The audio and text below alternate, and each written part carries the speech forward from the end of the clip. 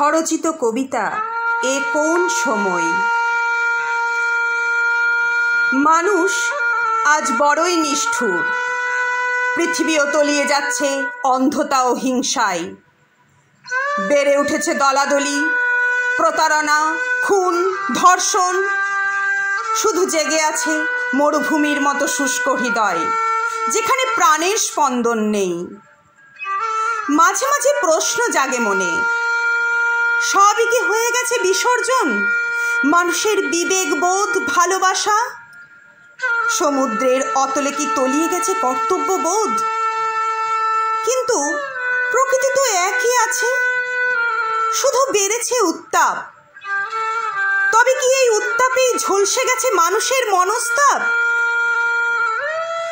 আজ এই সংকটে বারবার মনে পড়ে গীতার সেই শ্লোক, যদা যদা হি ধর্মস্য গ্লানির্ভবতি ভারত অভ্যুত্থানমধর্মস্য তদাত্মানং সৃজাম্যহম পরিত্রাণায় সাধূনাং বিনাশায় চ দুষ্কৃতাম ধর্ম সংস্থাপনার্থায় সম্ভবামি যুগে যুগে। কোথায় তুমি আজ হে ধর্মাবতার?